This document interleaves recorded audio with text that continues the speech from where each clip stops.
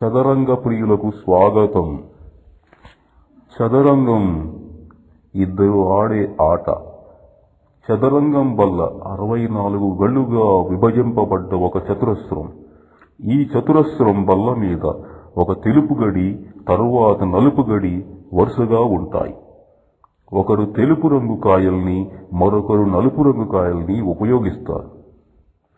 బల్ల మీద ఉండే పరిస్థితిని, రాజు బలాల కదలికలను సూచించే సంకేత విధానం ఒకటి ఉంది. ఈ పద్ధతిలో నిలువు వరుసలో ఉండే గళ్లని శ్రేణులు అంటారు. ఈ శ్రేణులని ఎడమ నుండి కుడికి ఏ, బి, సి, డి, ఈ, ఎఫ్, జి, హెచ్ అనే అక్షరాలతో సూచిస్తారు. అడ్డ వరుసలోని గళ్లని పంక్తులు అంటారు. వీటిని కింద నుంచి పైకి 1, 2, 3, 4, 5, 6, 7, 8 అంకెలతో సూచిస్తారు. 1వ పంక్తి, 2వ పంక్తి ప్రతి గడికి ఒక అక్షరం, ఒక అంకె ఉంటాయి. ఉదాహరణకి E4 గడి, F5 గడి. ఐమూల వరుసలో ఉండే గళ్లని కర్ణాలు అంటారు. ఈ కర్ణాలని వాటి చివరి గళ్లతో సూచిస్తారు. ఉదాహరణకు A2-G8 అనగా A2 నుంచి G8 వరకు గల కర్ణము అని అర్థం. H4-D8 అనగా H4 నుంచి D8 వరకు గల కర్ణాలు అని అర్థం. శ్రేణులలోనూ పంక్తులలోనూ తెలుపు, నలుపు గళ్లు ఒకదాని తరువాత ఒకటి ఉండే కర్ణాలలో ఉండే గళ్లు మాత్రమే అన్నీ ఒకే రంగులో తెలుపు గాని నలుపు గాని ఉంటాయి. చదరంగంలో బలాబలాలు. ప్రారంభ స్థితి. ఆట ప్రారంభించే ముందు ఒక్కొక్కరికి ఈ క్రింది బలాలు ఉంటాయి. మొత్తం అంతటినీ కలిపి బలం అంటారు. ఆట ప్రారంభించేటప్పుడు ఇరుపక్షాల మధ్య బలాల సమానత్వం ఉంటుంది. ప్రత్యర్థి రాజుని పట్టి బంధించడం ఆట లక్ష్యం. దీనినే రాజు ఆట కట్టు అంటారు. మంత్రిని, ఏనుగులని పెద్ద బలం అంటారు. సకట్లని, గుర్రాలని చిన్న బలం అంటారు. చదరంగం పావుల్ని క్రింద చూపిన విధంగా అక్షరాలతో సూచిస్తారు. రాజు అనగా కింగ్ K అనే ఇంగ్లీష్ అక్షరంతో చూపిస్తారు. మంత్రి క్వీన్ అనగా ఇంగ్లీష్ అక్షరం Q తో సూచిస్తారు. ఏనుగు అనగా రూక్ ఇంగ్లీష్ అక్షరం R తో సూచిస్తారు. సగటు అనగా బిషప్ B అనే అక్షరంతో సూచిస్తారు. గుర్రం నైట్ N అనే అక్షరంతో సూచిస్తారు. బంటు పాన్ P అనే అక్షరంతో సూచిస్తారు. సంకేత పూర్వకంగా ఎత్తులను సూచించేటప్పుడు సాధారణంగా బంట్లకి ఉపయోగించే P అక్షరాన్ని వదిలేస్తారు.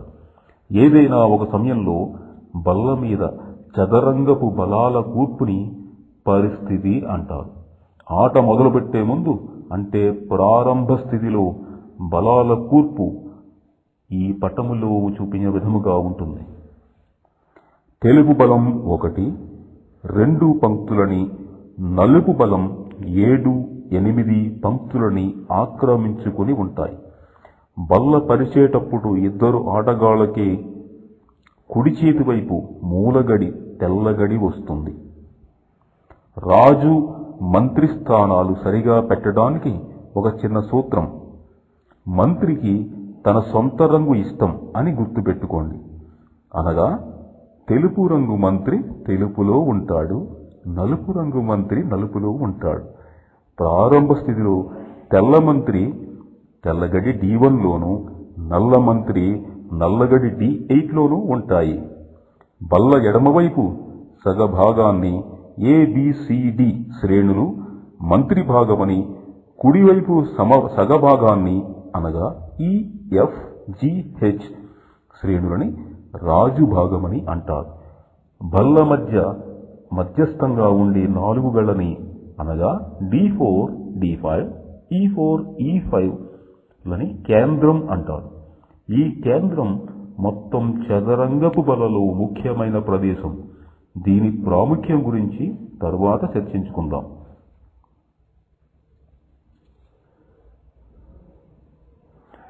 ఎత్తులు ఏదైనా బలానిది గాని లేదా బంటుది కాని కదలికని ఎత్తు అంటారు.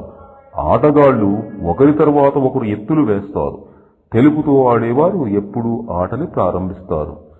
తన బలగం ఆక్రమించి ఉన్న గడిలోకి ఒక ఆటగాడు తన రాజుని గాని తన మిగిలిన బలాన్ని గాని బంట్లని గాని జరపలేడు. ఒక్క గుర్రం మాత్రమే గెంతుతూ రాజుని బలాన్ని బంట్లని దాటి వెళ్ళగలదు. ఏనుగు శ్రేణులలో గాని పంక్తులలో గాని అడ్డం ఏమీ లేనప్పుడు ఎంత దూరమైనా వెళ్ళగలదు. కోట కట్టడం ఆటలో రాజుని ఏనుగుని కూడా ఒకే ఎత్తులో కదపటానికి ఒకసారి వీలవుతుంది. దీనిని ఒక ఎత్తు కిందే లెక్క వేస్తారు. ఆ ఎత్తునే కోట కట్టడం అంటారు. దాన్ని ఇలా చేస్తారు. రాజు ఏనుగు వైపుగా 2 గళ్ళు జరుగుతాడు. తరువాత ఏనుగు రాజుని దాటి పక్కగా ఉన్న గడిని ఆక్రమిస్తుంది. మంత్రి వైపు ఏనుగుతో కోట కట్టడాన్ని దూరంగా కోట కట్టడమని, రాజు వైపు ఏనుగుతో కోట కట్టడాన్ని దగ్గరగా కోట కట్టడం అని అంటారు. మంత్రి వగైరా బలాబలాల తులనాత్మక విలువ ఆట ఆడేటప్పుడు, ముఖ్యంగా బలగాల్ని ఇచ్చి పుచ్చుకునేటప్పుడు వాటి విలువలను తెలుసుకోవడం అవసరం. ఇంతకు ముందే చెప్పినట్టు ఆటలో మహాశక్తివంతంగా ఉండేది మంత్రి. 2 ఏనుగులకి లేకపోతే ఒక ఏనుగుకి ఒక చిన్న బలానికి 2 బంట్లకి సుమారుగా మంత్రి సమానం. కానీ 2 చిన్న బలాలు ఒక ఏనుగు కలిపి మంత్రి కంటే బలమైనవి. మంత్రి తర్వాత బలమైనది ఏనుగు. అది సగటు కంటే గుర్రం కంటే విలువైనది. ప్రత్యర్థి చిన్న బలాన్నిచ్చి మన ఏనుగుని పుచ్చుకుంటే మనం దానిని ఎక్స్చేంజ్ కోల్పోయినట్లు లేక ప్రత్యర్థి వాసి గెలుచుకున్నట్లు వ్యవహరించేస్తారు. సాధారణంగా వాసి విలువని 2 బంట్లు ఉంటుంది. అంటే సగటు లేక గుర్రంతో పాటు 2 బంట్లని కూడా ఉంటే అవి ఒక ఏనుగుతో సమానమని చెప్పవచ్చు. కానీ పరిస్థితిని బట్టి వాసి విలువ 1 బంటు కూడా ఉండవచ్చు. 2 చిన్న బలం కంటే ఏనుగు బలహీనమైనది. వీటి విలువ సుమారు 1 ఏనుగు 2 బంట్లతో సమానం. గుర్రానికి సగటుకి విలువ ఒకటే. 1 చిన్న బలానికి 3 బంట్ల విలువ ఉంటుంది. చదరంగం బలమంతటిలోకి బంటే బలహీనం. కానీ అలా అని తిరస్కారంగా చూడకూడదు. ఆట చివరి దశలోకి వస్తున్న కొద్దీ బంటు ప్రాముఖ్యత హెచ్చుతుంది. ఎందుకంటే ఆట కట్టించడానికి తగినంత బలగం లేనప్పుడు బంట్లని చివరి గడికి తీసుకువెళ్లి మంత్రిగా మార్చుకోగలిగిన పక్షం విజయం సాధిస్తుంది. రాజు మీదే ఆధారపడి ఆటంతా సాగుతుంది. కాబట్టి రాజుకి విలువ కట్టలేం. ఆట కట్టించడం అనేదాన్ని సాధించడానికి మనం ఎంత విలువైన బలాన్నైనా త్యాగం చేయవచ్చు. రాజు విలువకి శక్తికి మధ్య పొంతన లేదు. ఇక్కడనే రాజుకి మిగతా వాటికి తేడా. ఆట మొదటి భాగంలోనూ మధ్య భాగంలోనూ రాజుని అన్ని రకాలుగాను రక్షించాల్సిన రీతిలో బలహీనంగా ఉండడం కనిపిస్తుంది. కానీ చివరిలో ఇరుపక్షాల బలగం తగ్గిపోయి ఆటకట్టు అయ్యే ప్రమాదం లేనప్పుడు రాజు శక్తి ఠకామని పెరుగుతుంది. అప్పుడు రాజు శక్తి చిన్న బలానికి ఏనుగుకి మధ్యగా ఉంటుంది. కొన్ని తరాల చదరంగ ఆటగాళ్ల అనుభవం ఫలితం ఈ విలువలు. అంతేగాని ఇవేవో పరమ నియమాలని సర్వకాల సర్వావస్థల్లోనూ వర్తించేవని అనుకోనక్కర్లేదు. ఓ బలానికి దాని బంటుకి గాని స్థిరమైన విలువ లేదని అనుభవజ్ఞులైన ఆటగాళ్లకి తెలుసు. వాటి విలువలు ఆయా పరిస్థితులను బట్టి మారుతాయి. ఉదాహరణకి ఇక్కడ చూడండి. నలుపు చాలా ఆధిక్యంలో ఉంది. నల్ల మంత్రికి ప్రతిగా 1 సగటు మాత్రమే ఉంది. కానీ తెలుపుకి అస్త్ర సన్యాసం చేయాల్సినంత తొందర ఏమీ లేదు. Bishop C7. ఇప్పుడు బిషప్ G3 దెబ్బ ఉంది. Queen F2. మిగిలిన ఎత్తులు ఆటకట్టుకి దారితీస్తాయి.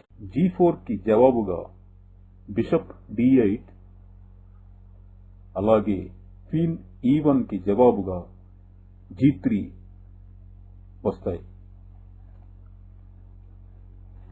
బిషప్ వేచి చూసే ఎత్తు, వెయిటింగ్ మూవ్. ఎత్తు ప్రత్యర్థికి వెళ్లేటట్లుగా చూసే ఇటువంటి ఎత్తులని వేచి చూసే ఎత్తులు అంటారు. ఇప్పుడు నలుపు జుగ్ జ్వాంగ్ లోకి వచ్చాడు. అంటే ఎత్తు వేయవలసిన వంతు వచ్చిన ఆటగాడికి ఏ ఎత్తు వేసినా అనర్థమే. నిజానికి నల్లమంత్రి F2 గడిని వదిలి వెళ్లలేడు. లేకపోతే G3 చెక్మేట్ ఎత్తుతో బిషప్ G3 చెక్మేట్ ఎత్తో వస్తుంది. G5లో ఉన్న నల్లబంటు కదలలేడు. కారణం bishop E7 checkmate. Queen F4.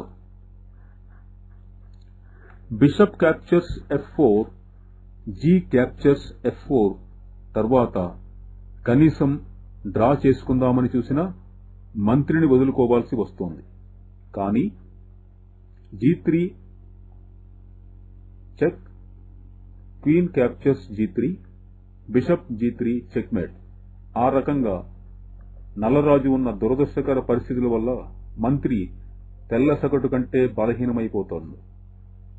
పైన చెప్పిన చదరంగపు బలాబలాలు, తులనాత్మక విలువల వల్ల మీ విశ్వాసాన్ని కదిలించి వేయడం కోసం ఈ ఉదాహరణని ఉద్దేశించలేదు.